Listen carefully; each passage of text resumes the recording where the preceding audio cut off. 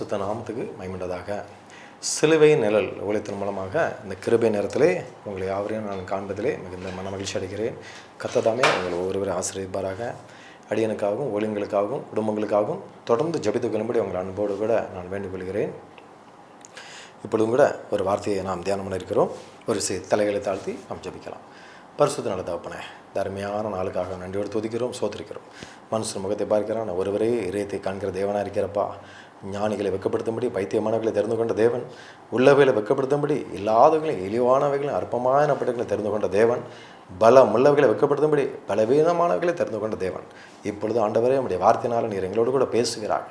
இயேசு கிறிஸ்துவின் ஜெபிக்கிற நல்ல பிதாவே, ஆமீன். டிஎல் ஆஸ்பான் அப்படிங்கிற ஊழியரை குறித்து இந்த நாட்களும் கூட நான் ஒரு சில காரியங்கள்லாம் பார்க்க போகிறோம். என்னை பயன்படுத்தும் ஆண்டவரே அப்படின்னு சொல்லி அவர் எப்படி ஆண்டவர் சமூகத்தில் அவர் ஜெபித்தார், அவருடைய வாழ்க்கையில் என்ன நடந்தது அப்படிங்கிறத குறித்து இன்றைக்கி நம்ம பார்க்க போகிறோம். இன்றைக்கி பாருங்கள், அமெரிக்காவிலேருந்து டிஎல் ஆஸ்பானுங்கிற ஊழியக்காரை பற்றி தெரியாதவங்களே பெரும்பாலும் இருக்க முடியாது. ஏனென்றால் சுகமளிக்கிற வரங்கள் அதிகமாக ஆண்டவர் கொடுத்து அவர்களை வல்லமையாக ஆண்டவர் பயன்படுத்தி கொண்டிருக்கிறார். அவருடைய வாழ்க்கையில் ஆரம்ப நாட்களில் இன்றைக்கி பார்த்திங்கன்னா எத்தனையோ புத்தகங்கள் போட்டுருக்கிறாங்க, மந்த்லி மேகசின் போடுறாங்க. ஆண்டவர் அவரை கொண்டு பயங்கரமான அற்புதமான ஆச்சரியமான மகத்துவமான காரியங்களை அவர் செய்து கொண்டிருக்கிறார். ஆனால் ஆரம்ப நாட்களில் ரொம்ப அற்பமான ஆரம்பம். அந்த ஊழிய நாட்களில் பார்த்திங்கன்னா அவர் ஒரு சர்ச்சில் ஒரு விவசாய குடும்பத்தில் தான் அவங்க பிறந்தாங்க. 1923 வருடத்தில் அவங்க பிறந்தாங்க. 8ஆம் வகுப்பு வரைக்கும் தான் நினைஞ்சிருக்கிறாங்க, படிச்சிருக்கிறாங்க. அதுக்கு பிறகு பார்த்திங்கன்னா அவங்க விவசாய குடும்பத்தில் கஷ்டப்பட்டு வந்து டெய்சி அப்படிங்கிறவங்கள டெய்சி வாஸ்பான் அப்படிங்கிறவங்கள கலிபோர்னியா சேர்ந்த ஒரு சகோதரி அணிஞ்சிருக்கிறாங்க. அவங்க மேரேஜ் பண்ணியிருக்கிறாங்க. 1943ஆம் ஆண்டு இவருடைய திருமணம் நடந்திருக்குது. அந்த டெய்சிங்களுடைய வாழ்க்கையிலும் கூட பார்த்திங்கன்னா ஆண்டவர் ஊழியத்துக்கு அழைக்கிறதற்காக பாருங்கள், சாதாரணமாக யாரையும் அவர் அழைப்பதில்லை. எவ்வளோ பாடுகள் உபத்திரத்தின் பதில் தான் ஆண்டு தெரிந்து கொள்கிறார். உபத்திரத்தின் கோயிலை நான் உன்னை தெரிந்து கொண்டேங்கிற வார்த்தைப்படி சாதாரணமாக ஆண்டு யாரையும் நினைச்சல ஆர்வனை போல அழைக்கப்பட்டார் வழியே ஒருவன் இந்த கனமான ஊழியத்துக்கு பாத்திரவான் கிடையாதுங்கிற மாதிரி ஆண்டு எல்லாரையும் உருவாக்கி புடமிட்டு அதுக்கு பிறதான் நினைச்சார் பொண்ணாக விளங்கி செய்கிறார். ஒரு ஊழியம் எழும்பணும், ஒரு ஊழியத்தில் ஆண்டு பயன்படுத்தினா அதுக்கு பின்னால் எவ்வளவோ காரியங்கள் நினைச்சு நடக்குது. ஆண்டு ஒவ்வொருவரையும் ஒவ்வொரு விதத்தில் நினைச்சார், அவர் எடுத்து பயன்படுத்துகிறார். அதற்கு நிறைய காரியங்களை அவர் நினைச்சார், அனுமதிக்கிறார். இவங்களுடைய வாழ்க்கையிலும் கூட பார்த்திங்கன்னா ஆரம்ப நாட்களில் அவருடைய தாயாரும் மூத்த சகோதரியும் காரில் போய்ட்டுருக்க நினைச்சிட்டாங்க. விபத்தில் 2 பேரும் இறந்துட்டாங்க. அதுக்கு அடுத்து பார்த்திங்கன்னா 2 சகோதரர்கள் இருக்கிறாங்க, அவங்களும் தற்கொலை பண்ணி நினைச்சிட்டாங்க, இறந்துட்டாங்க. அப்படி தகப்பனாரும் பார்த்திங்கன்னா கொலை செய்யப்பட்டு அவரும் இறந்துட்டாங்க. பாருங்கள், இப்போ ஏற்பட்ட பாடுகள் மத்தியில் நிறைய பேர் நினைச்சிருவாங்க ஆண்டவரே இல்லைன்னு சொல்லி மறுதளிச்சிருவாங்க. ஆனால் அப்படிப்பட்ட உபத்திரத்தின் பாதலும் கூட அந்த அம்மா நினைச்சிறாங்க ஆண்டுடைய ஊழியத்துக்கு அர்ப்பணிச்சிருக்கிறாங்க, ஊழியத்தை செஞ்சுட்டு இருக்கிறாங்க, நற்செய்தி பணி அதிகமாக பண்ணிக்கிட்டு இருக்கிறாங்க. அப்போ தான் 2 பேருக்கு மேரேஜ் நடக்கிறது. அவங்களுக்கு மேரேஜ் ஆகி பார்த்திங்கன்னா குழந்தை பிறந்து 7ஆவது நாள் நின்று குழந்தை இறந்து விட்டு. ஆனாலும் கூட பார்த்திங்க, அதுக்கு பிறகும் ஒரு சபையில் 2 பேரும் ஒன்றா ஊழியம் பண்ணிகிட்டு இருக்கிறாங்க. அதுக்கப்புறம் இந்தியா பக்கத்தில் இப்படிலாம் ஆண்டரை பற்றி அறியாமல் நிறைய ஜனங்கள் இருக்கிறாங்க, இந்தியா பக்கம் ஊழியர்கள் தேவை அப்படின்னு சொல்லி அவங்க கேள்விப்பட்ட உடனே நம்மளும் அப்போ இந்தியாவுக்கு ஊழியத்துக்கு போகணும் அப்படின்னு சொல்லி ஒரு வாஞ்சியை கத்திரவங்களுக்கு கொடுத்துருக்கிறார். எனவே அந்த அமெரிக்காவிலேருந்து கலிபோர்னியாவிலேருந்து கடைசியில் பார்த்திங்கன்னா 2 பேரும் ஊழியம் செய்வதற்காக இந்தியா வராங்க. முதலாவதாக ஒரு பெண் குழந்தை பிறந்து நினைச்சிட்டாங்க, 7 நாட்கள் இறந்துட்டாங்க. அதுக்கு பிறகு ஆண்டு கிருபையாய் ஒரு ஆண் பிள்ளையை கடல் கொடுத்துருக்கிறாரு. அந்த ஆண் பிள்ளையும் அவங்க கூப்பிட்டுட்டு 3 பேரும் நினைச்சாங்க இந்தியாவுக்கு ஊழியத்துக்கு வராங்க. வந்த இடத்துல பார்த்திங்கன்னா பயங்கரமான பாடுகள். பாருங்கள், ஆரம்பத்தில் எவ்வளோ பாடுகள் உபத்திரத்தின் வழியாக தான் அவங்க கடந்து வந்திருக்கிறாங்க. வந்த இடத்துல ஆண்டோடைய சுவிசேஷம் சொல்லியிருக்கிறாங்க. அவர் மரித்தார், இன்றைக்கு அவர் உயிரோடு இருக்கிறார், இயேசுவை நீங்கள் விசுவாசிங்க, அவர் தான் தேவகுமாரன் அப்படின்னு சொல்லி ஆண்டோடைய சுவிசேஷத்தை அழகாக சொல்லியிருக்கிறாரு. ஆனால் அந்த நேரத்தில் பாருங்கள், பயங்கரமான புறமத்தை சேர்ந்த ஜனங்கள் மத்தியில் ஆண்டோடைய அன்பை சொல்ல வரும்போது எல்லோரும் கேலி பயங்கரமான பரியாசம் தான் பண்ணியிருக்கிறாங்க. உங்கள் கடவுள் இப்படி பண்ணியிருக்கிறாரா, எங்கள் இதுலேருந்து தான் அப்படிப்பட்ட அற்புதம் நடக்குது ஐயா, அப்போ இதை உங்களால் பண்ண முடியுமா, அதை உங்களால் பண்ண முடியுமா அப்படின்னு சொல்லி ஹிந்துஸ் மத்தியிலையும் முஸ்லீம்ஸ் மத்தியிலையும் அவர் ஊழியத்தை செய்கிறதுக்காக வந்திருக்கிறாரு. முஸ்லீம்ஸும் பயங்கரமான கேள்வி மேலே கேள்வி கேட்குறாங்க, அவரால் என்ன பண்ணனே தெரில, எங்கள் இதில் தான் இப்படி இருக்குதா அப்படின்னு சொல்லி. இந்துக்களும் அதே மாதிரி நிறைய விதமான கேள்விகள் கேட்ட உடனே அவர் என்ன பண்ணனே தெரியாமல் பைபிளை திரும்ப திரும்ப படிக்கிறாரு. ஆனால் இப்படி அற்புதம் உங்களால் பண்ண முடியுமா அப்படின்னு சொல்லி கேட்குறாங்க. அவர் சுவிசேஷம் சொல்கிறாரு, ஆனாலும் கூட அற்புதம் என்னச்சில்லை அந்த நாட்களில் நடக்கலை.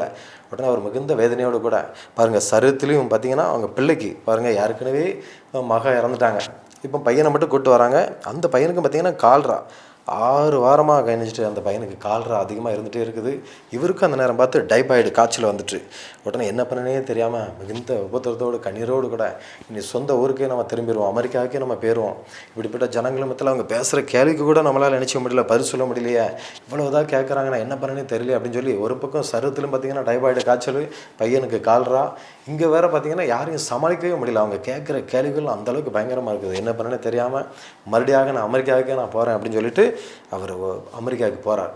அப்போ தான் தேவ சமத்தில் உட்காந்து அவர் ஜெபம் பண்ணார். ஆண்டவரே, ஏன் ஆண்டவரே அவங்க கேட்குற கேள்விக்கு என்னால் பதில் சொல்ல முடியல அப்படின்னு சொல்லிட்டு ஆண்டவர்கிட்ட திரும்ப ஊழியத்தில், ஆண்டவரே நான் என்ன செய்யணும், எதுக்காக நீ தெரிந்து கொண்டீர் ஆண்டவரே, இந்தியாவுக்கு நான் போயிட்டு இப்போ நான் திரும்ப வந்துட்டேனே, நான் என்ன ஊழியத்துக்காக நான் வைத்திருக்கிறேன் ஆண்டவரேன்னு சொல்லி அவர் ரொம்ப அதிகமாக ஜெபம் பண்ணிட்டே இருக்கிறார். ஒரு தரிசனத்தை எனக்கு காமிக்கமா, நான் பார்க்கணும் ஆண்டவரே, இப்படி நான் வெக்கப்பட்டு அவமானப்பட்டு நான் வந்திருக்கிறேனே அப்படின்னு சொல்லி ஆண்டவர்கிட்ட அவருக்கு ஜெபிக்கும் பொழுது ஆண்டும் பார்த்திங்கன்னா அவர் தரிசனத்தில் ஒரு 1/2 மணி நேரம் ஆண்டோடைய முகத்தை அவர் பார்த்துருக்கிறாரு. நிறைய காரியங்களை ஆண்டு அவரோடு கூட நினைச்சிருக்கிறார், பேசியிருக்கிறார்.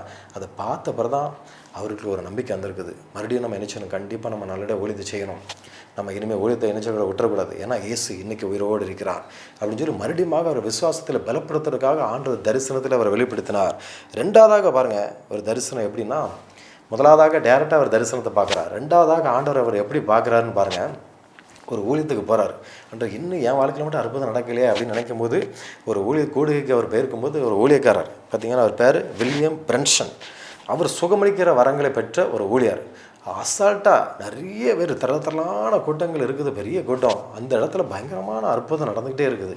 அதை பார்த்த உடனே ஆண்டவரே, இவர் ஒரு சாதாரண மனிதர் தானே, இவருக்குள்ளே இருந்து இவ்வளோ பெரிய ஆச்சரியமான காரியங்களை செய்கிறாரா, அப்போ என்னை கொண்டு உம்மால் செய்ய முடியும் ஆண்டவரே, என்னையும் பயன்படுத்துங்க, இவரை கொண்டு செய்கிற ஆண்டவர், நீர் என்னோட கூட இருக்கிற ஆண்டவரே, இது எனக்கு தரிசனத்தை கொடுத்துடல, என் கூட தானே ஆண்டவரே இருக்கிறாரு ஆண்டவரே. அன்னைக்கு சுமித் விகிலிசரத்தை கொண்டு எவ்வளோ பெரிய காரியங்கள் செய்தார், எத்தனை ஊழியக்காரர்களை கொண்டு இப்படிலாம் காரியத்தை செய்திருக்கிறார் அப்படின்னு ஒவ்வொரு ஊழியக்காரங்க பேரே சொல்லி, இவங்களாம் இப்போ மறிச்சிட்டாங்க, இப்போ ஆண்டவரே நான் தானே ஆண்டவரே இருக்கேன், எங்களுக்கு போல நிறைய ஊழியக்காரர்களை எழுப்புங்க, என்னையே என் மனைவி பயன்படுத்துங்க ஆண்டவர்னு சொல்லி 2 பேரும் கண்ணீரோடு கூட பல நாட்கள் உபவாசம் இருந்து ஆண்டவர் சமத்தில் காத்திருந்து, ஆண்டவர் எங்களுக்கு ஆவின் வரங்களை தாங்க, நாங்கள் சாதாரண மனிதர்கள் தான், ஆனால் எங்களுக்கெல்லாம் நீங்கள் மகிமைப்படுங்கப்பா, இவரை கொண்டு நீர் இவ்வளோ பெரிய காரியங்களை செய்திடலாம், இவர் மூலமாக நீர் வெளிப்படுறீங்களா, அதே போல் எங்களை கொண்டு செய்யுங்க அப்படின்னு சொல்லி அவங்க கண்ணீரோடு ஜெபம் பண்ணிருக்காங்க, உபவாசம் வந்து ஜெபம் பண்ணியிருக்கிறாங்க. பாருங்கள், முதலாவதாக இயேசுவை தரிசிக்கிறாங்க டேரெக்டாக. 2வது ஒரு ஆள் மூலமாக ஆண்டவர் எப்படி அவர் வெளிப்படுத்துகிறார், இவ்வளோ பெரிய அற்புதங்கள் செய்கிறார் அப்படிங்கிற வெளிப்படுத்துகிறாங்க. 3வதாக ஆண்டவர் அவர் எப்படி பார்க்குறாராம், வார்த்தையினால் பார்க்குறாராம். வேத வசனங்களை, சுவிசேஷ வாக்கியங்களை திரும்ப மத்தேயு, மார்க்கு, லூக்கா, யோவான், இந்த 4 சுவிசேஷம் திரும்ப படிக்கிறாராம். அப்படி படிக்கும்போது அந்த வார்த்தையில் எவ்வளோ ஒரு வல்லம் இருக்குது, திரும்ப படிக்கும்போது தான் ஆவியில் அனல் கொண்டாராம். அந்த வார்த்தை எவ்வளோ உண்மையானது, ஆண்டவரே நீர் குருடர்களுக்கு பாறை கொடுத்துடலாம், செவிடரை கேட்க செய்திடலாம், இந்த மாதிரி அற்புதம் செய்திடலாம், 12 வருடமாக பெரும்பட்டில் ஸ்திரீ தொட்டோன்னு அற்புதம் நடந்ததில்லாம், அதே போல் ஆண்டவரை என்னை கொண்டு செய்யுங்க, அதே மாதிரி என்னை கொண்டு செய்யுங்க, என் மனைவி கொண்டு செய்யுங்க அப்படின்னு சொல்லி 2 பேரும் கண்ணீரோடு கூட அந்த வார்த்தையை விசுவாசிச்சாங்க. ஆண்டவர் என்னை விசுவாசிக்கிற நான் செய்கிற கிரியைகளை தான் செய்வேன், இவைகளை பார்க்கல பெரிய காரியங்கள் செய்வான்னு சொன்னீங்களப்பா, அதே போல் ஆண்டவர் நீர் செய்தது போல் நாங்களும் அந்த காரியங்களை செய்யணும், எங்களை பயன்படுத்துன்னு சொல்லி பல நாட்களாக அந்த வார்த்தையை விசுவாசித்து சுவிசேஷ வார்த்தைகளை மேலும் படித்து அந்த வார்த்தையை தனக்குள்ளாக கொண்டு வந்து என்னை கொண்டு அப்படி செய்யுங்க ஆண்டவரே. மத்தேயு 10ஆம் அதிகாரம் 1ஆம் வசனத்தில் பாருங்கள், அவர் சீசர்களை அழைத்து அசுத்தாவிகளை துரத்தவும் சகல வியாதிகளும் சகல நோய்களையும் நீக்கவும் அவருக்கு நினைச்சார், அதிகாரத்தை கொடுக்கிறார்.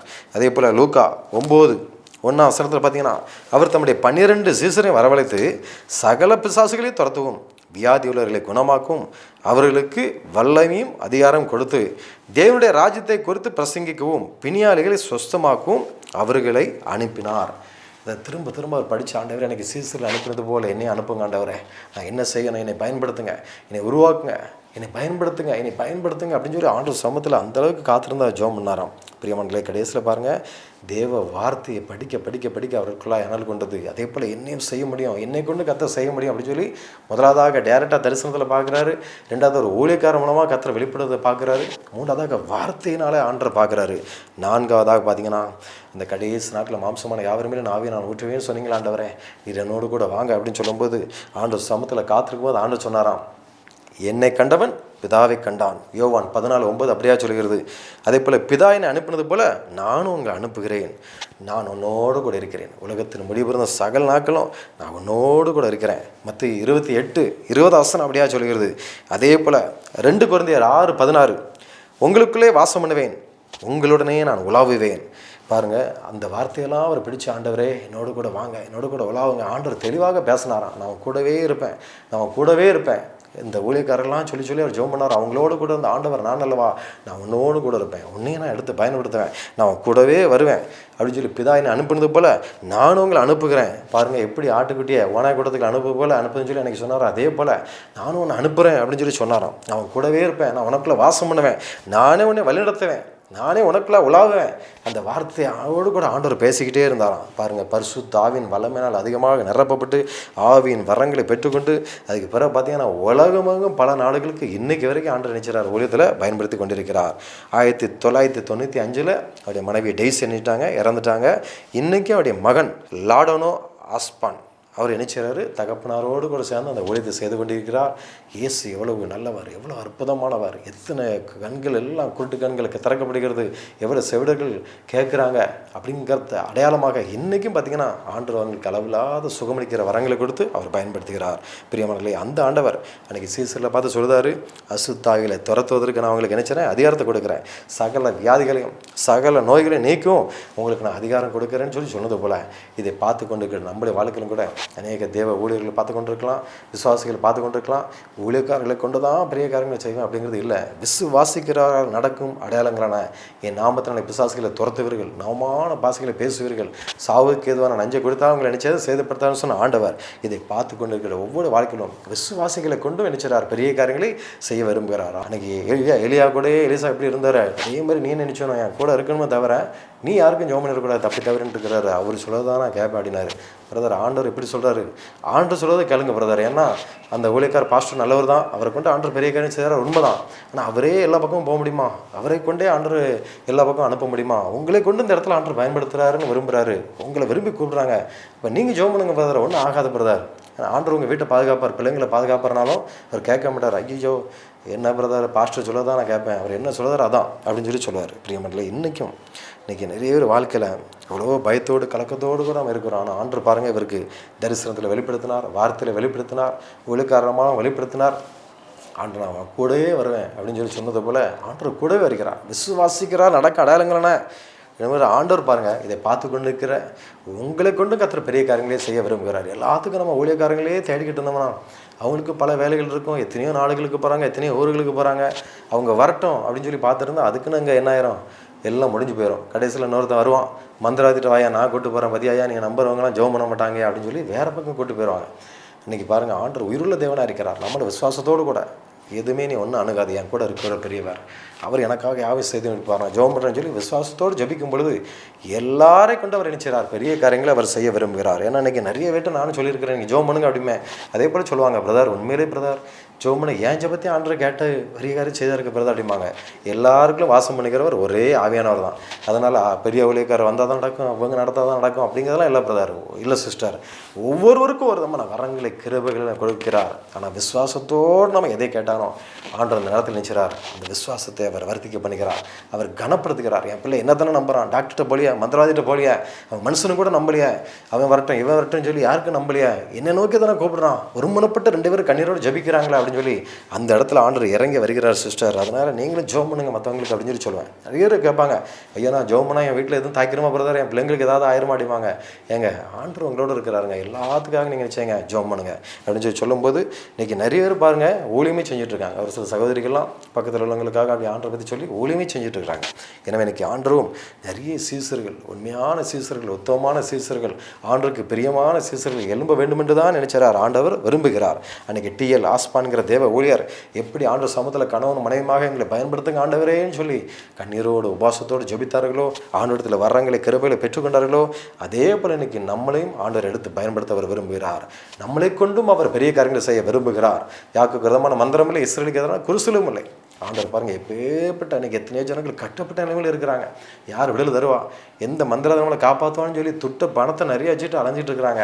ஆனால் இயேசு உங்கள்கிட்ட பணத்தை கேட்கல, உங்கள் இதயத்தை மாத்திரமே கேட்குறார். இலவசமான விடுதலை, வியாதியிலிருந்து, போராட்டத்திலிருந்து, சத்துருவின் பிடியிலிருந்து இலவசமாக விடுதலை தர அவரால் மாத்திரமே முடியும்.